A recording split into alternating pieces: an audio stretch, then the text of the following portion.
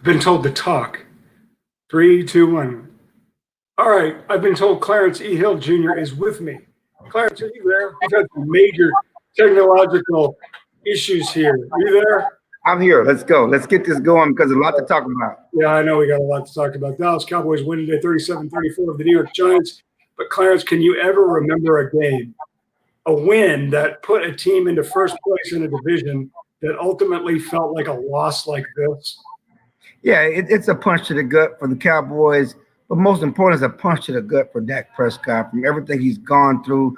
Consider what he's gone through this offseason, okay? For what he's dealt with his brother's death and talking about the depression that he had to deal with, not getting the contract extension, continually having to prove himself. And certainly he played a role in that because he turned down some contract. Just from a personal level, he was off to a great start, looking like he was really going to cash in after his great start to the season. And to now have his season ended, and there are questions about whether he's going to get the money, about his future. All that's up in the air now. Okay, it's not about, hey, let's negotiate after the season now.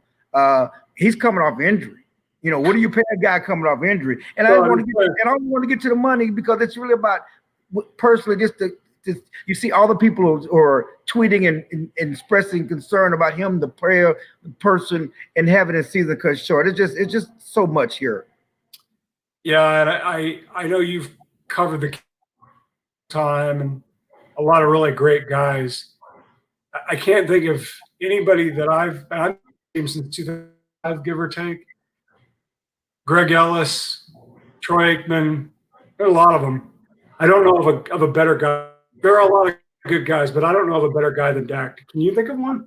No, and just I mean, again, and I hate to say this guy's better than another guy, but he is a great guy, great person, and he's been that way from day one. He has not changed, even though he came in as a fourth round pick and became a star, became the face of the team.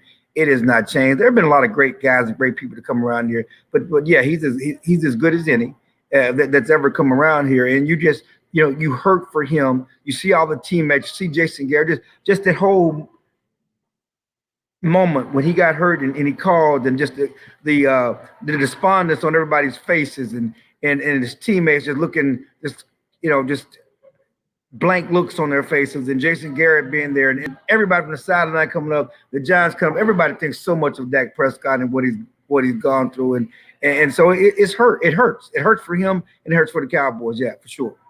You know, we were there covering the Cowboys game when Jason Garrett was the coach back in January of 19, I think it was, when they beat the Seahawks in the playoff game, and Alan Hearns suffered that awful injury. I'll never forget anybody who saw it. Is this the same thing, Clarence, or different? Well, I mean, it's a fracture, and it's an ankle fracture. I don't think it's as bad as Hearns. Hearns was gruesome, and that didn't look good, but it was bad for sure. You know what's bad when Joe Theismann offers you, Joe Theismann says it's bad. I feel for that because Joe Theismann knows what he's going through. I mean, for you young folks, y'all might not know. Google Joe Theismann and Lawrence Taylor, and you'll know what I'm talking about. But yeah, it's unfortunate. Maybe it's not as bad as Hearns, but remember, Hearns came back and played. Yeah. He came back and he's playing again, and so it was not career ending. And no one thinks it's career ending for Dak, but for a season ending for a Cowboys team that has been dealt with so much this season, so many starters lost to injury, and to lose your leader, your quarterback, after what, again, phenomenal start to the season, broke NFL records for passing yards through 4 games. No quarterback has ever passed for 450 yards in 3 straight games. Now, part of it is because they were behind, but still, he set those records. He's not the first quarterback to have deficits. A lot of those other quarterbacks didn't do that with deficits. So, some of it has a lot to do with his play. Mike McCarthy talked about how tough it was, how he knew when he first saw it, when he got out there, that it was a very serious injury. And, it's just tough. It was tough for the team to have to deal with it. Mike McCarthy said, at least on our press conference, that, he learned so much about Dak, the person, the man. He is truly the leader of his football team. And he said his story, his comeback story is going to be greater than we've seen the first 4 years. And so you hope that's the case. But, as this is football, this is life, the Cowboys are now under the guy, the leadership of one Andy Dalton, former TCU star guy, very well, who did what the Cowboys wanted him to do. That's why you go get an Andy Dalton. When something happens to Dak Prescott, you want a quarterback who can come in there and win games for you. They didn't have that before. Dak Prescott has the thing about Dak betting on himself is because he's been so durable. He's never missed a game in his career. 69 straight starts, okay? Going back to his rookie season. One of those reasons they started last year because they didn't trust the backup quarterback when he had a bum shoulder against the Eagles. But he has 69 straight starts. But now, but in the offseason, the Cowboys went and got an experienced veteran, Andy Dalton, who wanted to, after, the situation in Cincinnati, wanted a situation where he can go somewhere and really rebound and really try to bid for a starting job next year. Well, now he gets to prove himself. Whether that's with the Cowboys or somewhere else, that's on the table for Andy Dalton. Before we get into the Cowboys with Andy Dalton as their starting quarterback for the rest of the season, I want to ask you about what do you think the Cowboys will do with Dak contractually? My own sense is obviously the idea of him year, 4-year, 6-year, long-term, top of the food chain contract is gone. Now the question is, did they give him just a 1-year regular, or do they have to go ahead and franchise tag him again, which they can do? Well, and that's the thing about it, which part I wrote about.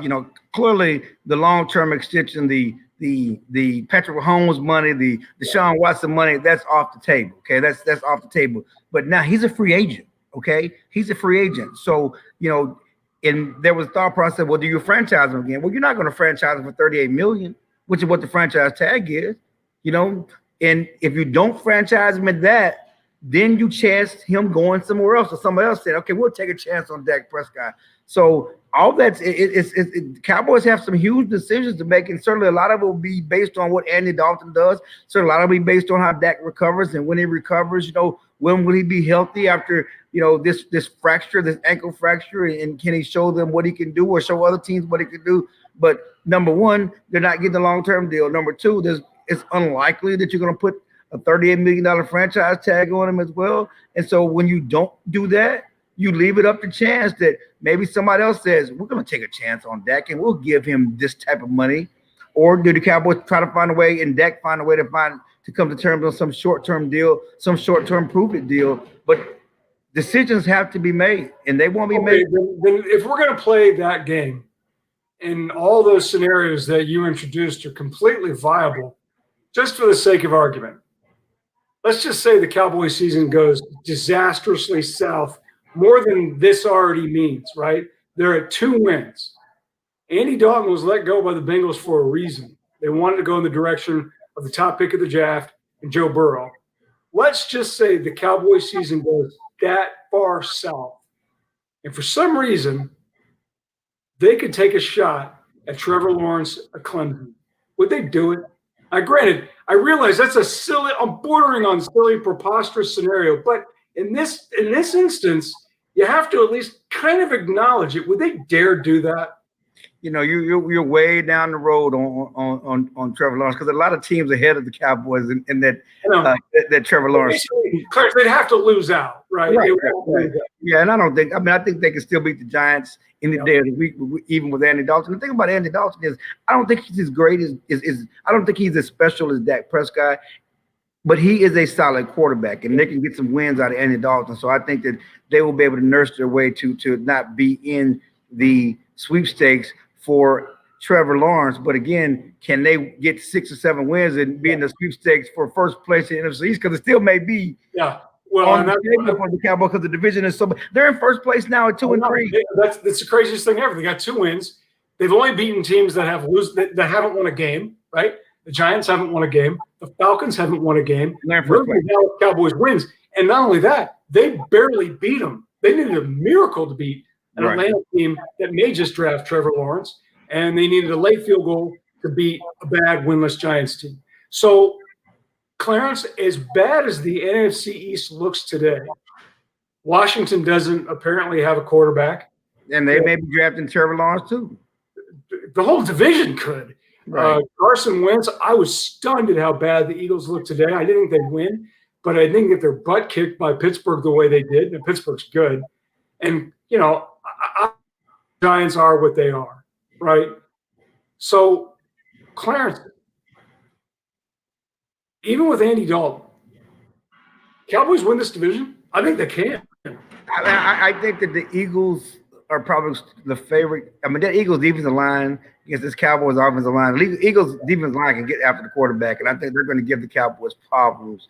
And again, we need to see Andy in a full game. I mean, some of the plays he made today weren't his. He made great plays late in the game. He had one pick six that the guy just dropped. Yep. And we forget about that play.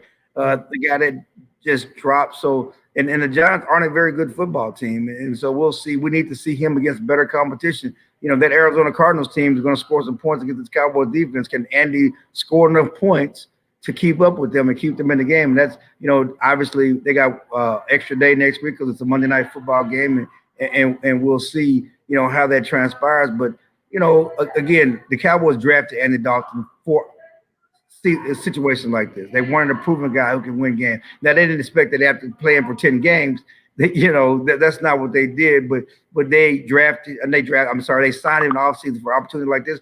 And let's be honest, Andy Dalton signed up for opportunity like this so he can prove himself. He has not resigned to the fact that he's going to be a backup for the rest of his career. He wants an opportunity to be a starter again. Well, if you want to be a starter again, here's your opportunity to prove it. You got a great receiving core. You got a running back, quarterback. The offensive line may not be great shakes, but Dak was putting up numbers with the offensive line. You show something now. Andy Dalton, he may be to write his check in the offseason. Clarence, Mike Nolan, the defensive coordinator, decided to come out of the booth before the game and be on the sidelines. They gave up 33 points, 34 points, whatever it was. 30 points for the fourth straight game. There you go. I don't know. Do you see? I didn't see any difference. And Giants, I'll give Jason Garrett credit. He tried everything he could to win that game. And they did. They made some plays. They were better, I guess, tonight if you compare it to what they did against Cleveland. They did better against the run, but they weren't great shakes. That defense gave up some stuff they shouldn't have gave up. And again, we're talking about a Giants offense that had 3 touchdowns all season and had gone the last 2 games without scoring a touchdown at all. Okay. Okay, that's the Giants team. That's the Giants offense they were dealing with. So before we say good job against the Giants, gotta stop. And they really showed effort tonight. Come on, they get the Arizona Cardinals and my man from Oklahoma, Kyler Murray, coming in here. He's never lost at AT&T Stadium, by the way, going back to high school. He's gonna be zigzagging all over this carpet with Larry Fitzgerald and DeAndre Hopkins. If you really showed improvement, show us next Monday night. Clarence, to me, the biggest problem with that defense seems to be the middle, that the interior of its line is just not very good. I know they're going to get Leighton Vander Esch back soon, I think. Maybe Monday. So that's great. I'd be interested to see how effective he is despite the injuries that he's dealt with the last year plus. And you've got serious questions at the safety position. Did you see any difference today defensively? I know you said maybe a little. Do we have any reason to sit there and think that this team's not going to be giving up 28 points a game against anybody? No, we have no reason to think that. I mean, they've been getting gashed and can't get stops and everything else, and we should see that continue to happen. And especially in the passing game. And the problem is that they got some pressure today, more pressure they've gotten in the past, but they had a problem getting the quarterback, Daniel Jones, on the ground. And again, he's not nearly the runner and the movement guy in their pocket that you're going to see from Kyler Murray, certainly that you're going to see from Carson Wentz. They had problems getting those guys on the ground, and they were wide open guys. There were plays that were wide open. The Cowboys got lucky. The special teams gave up a huge touchdown. They got lucky on a bogus, of course, illegal shift penalty. At least the Giants called it illegal shift penalty. They also got beat for another touchdown. They got called back for offensive pass interference, but there were still guys running wide open in that secondary. Clarence, I don't know if you saw it, but earlier today, a colleague of ours who's worked for our competitor for a long time, Jock Taylor, tweeted this out, that he thought anyways, that if the Cowboys lost, Mike Nolan would get fired. And basically it was a sign that the players were done with this scheme. They didn't want to do it. And this was the only attempt that Mike McCarthy could make in order to salvage this defense. Obviously, it's not going to happen this week. They won the game, but going a little bit what Jock tweeted, do you think they would fire Mike Nolan this season? That's his boy. That's McCarthy's boy. Do you think he would do that to try to save it? Well, first of all, if they would have lost this game, heads needed to roll. Who? And Mike McCarthy was the one who had to roll. I'm sorry. Mike Nolan was the one. I'm sorry, my bad. But if anybody was going to be the scapegoat for what happened in this start, especially if they lost this game, it would have to be Mike Nolan, because that's where the biggest problems were, and that's where the problems continue to be. But because just because he's not on the field, don't mean it's fixed. Do you think they would have fired him? Do you think Mike McCarthy would have fired his guy? Both these guys have been in the NFL forever. Mike Nolan grew up in the NFL, right? His dad was in for 1,000 years. He knows the score. So if Mike McCarthy came and said, "Hey, Mike, I got to do something, man. I love you, but you got to go," he would have gotten it. Do you think McCarthy would have done it? I mean, I don't know him that well. I mean, I can't say that, but I would say that, Jerry Jones would have wanted somebody's high. Okay, he was going to need a pound of flesh from somebody. Okay, because he didn't sign up for this. As much as he loved Mike McCarthy, he did not sign up for a 1-4 start. He didn't sign up for 1-3 start. He definitely didn't sign up for 1-4 start. They had started 1-4. That's not what he hired Mike McCarthy for. And he didn't he hired Mike McCarthy and fired Jason Garrett because he thought they could win now. There was never a honeymoon here. There was never a transition period here. It's about winning now. And whether you win the Super Bowl now or something is a whole nother level. But they weren't supposed to be this bad. They weren't supposed to start 1-3 and certainly not 1-4. So somebody would have had to give up a pound of flesh if they would have lost this game, but they didn't. And so we'll see. But this could be another decision or topic we discussed at the bye week. If they are, you listen, you got the Cardinals, then you got Washington, then you got Philadelphia, then you got at Pittsburgh, or you got Pittsburgh. There's the opportunity for the defense to get gas some more. And so change could come at some point still this season. Go back to the offense. We have seen backup quarterbacks come in and play for this team really well. Dak Prescott did it for Tony Romo in 2016. We got John Kitna move the ball pretty well for the Cowboys when Tony Romo went down in 2010, I think it was. We've seen other guys just look horrible. Brad Johnson didn't look very good. Kyle Orton in limited duty actually looked decent for a backup quarterback. Andy Dalton's pretty good. He ain't Dak, but he's pretty good. But how does this offense – I think I know what your answer is going to be, but how is this offense going to look different with Andy Dalton as their full-time starting quarterback, getting all the number one reps during practice? Yeah, I mean, I think that, listen, Andy Dalton looked good in training camp, and he looked good when he had reps with the first team, and he's a good decision maker. One thing that you hope, maybe some of the turnovers will stop. Yeah. I don't know if he's going to, take the big chunks down the field that Dak had. I don't know if he'll make some of the plays with his feet. It's just ironic that Dak got hurt on a normal quarterback draw, which the way they were moving the ball, they didn't really need to run the quarterback draw at that point. Zeke was doing great on the ground. They didn't really need to run Dak Prescott at that point, but they did. It's going to be interesting. I mean, when you saw Dak in Cincinnati, what was he strong at and what was he not strong at? I mean, you tell me. I'm an Andy Dalton homer. He's one of the guys that ever want to meet in pro sports. Clarence, he's really genuine. He's a great guy. The one thing that he did well, but he was the beneficiary. Cincinnati at the time he came to the Bengals, and I watched him a lot. They had a good roster. Bengals typically don't have good rosters because their scouting department and their development had been so bad, but they had a pretty good roster and they had a good line. So the one thing he did very well was not screw up. That was his forte, but he did not win games because of his arm. He never had the world's strongest arm, but he was, like I wrote it when they signed him, he is the ideal backup quarterback. And I remember the great John Clayton. You've known John forever. John had a theory about backups that I really think is dead on, which is if you ask him to do well in about 5 games, you can be okay. Well, like you said, this isn't 5, this is 10. And that's a lot to ask. I think they'll be okay. And I still look at the Eagles as the class of the division, which means nothing. But I'm telling you, the thing that concerns me for Andy, and I saw it on a few plays, you mentioned the pick 6 that was dropped. The one thing Dak do was, if it was bad, he could move his feet and buy some time. When he's 10 years older, right, than when he first started out, obviously. And I just don't think he's going to be able to move around as much. I think he's going to get harassed into some bad throws because that offensive line is just, I mean, how many combinations can you throw out there? But I think they'll be okay, and I think they can continue to beat some bad teams, and they'll remain relevant.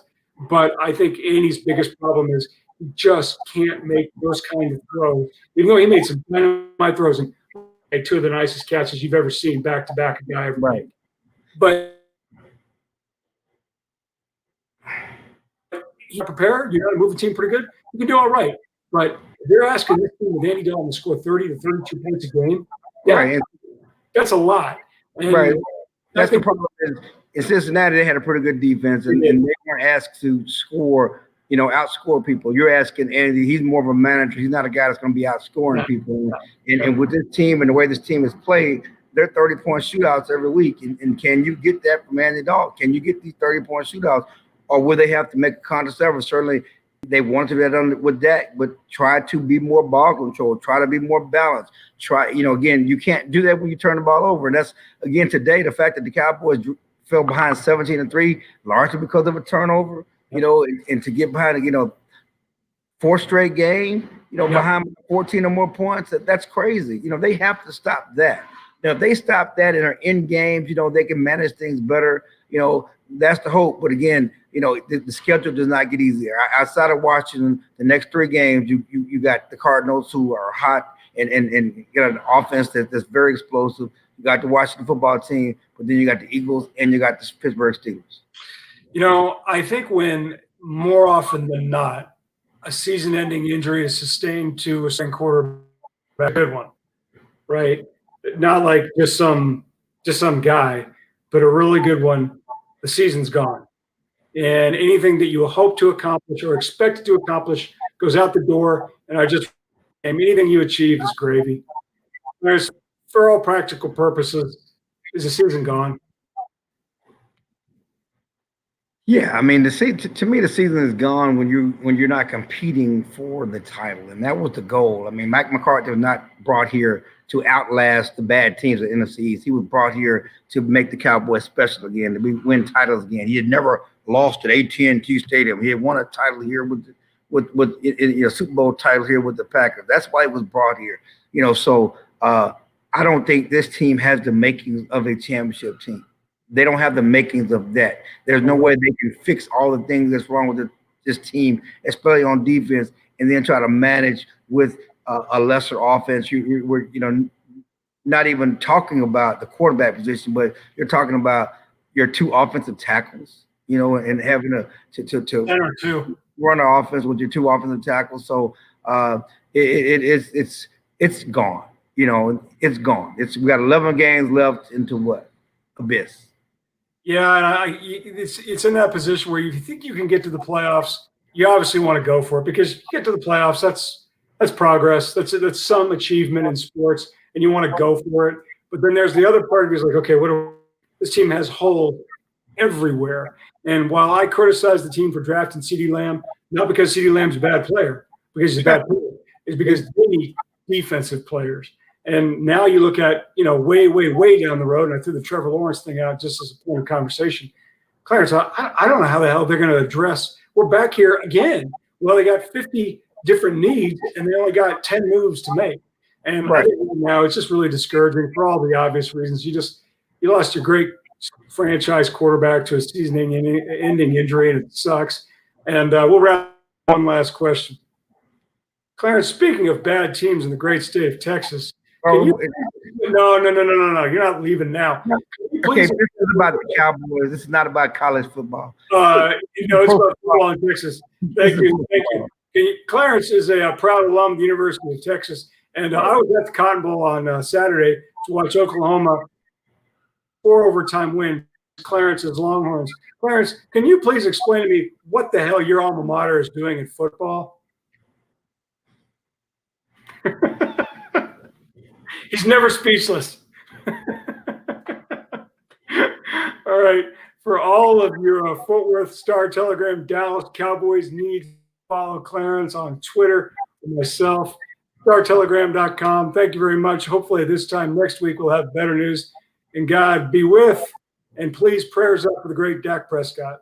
Yeah, he had his brother Tad tweeted a photo. They were smiling from his hospital room. He's gonna have surgery tonight to repair a fractured ankle, and what that family's gone through, certainly prayers up for them.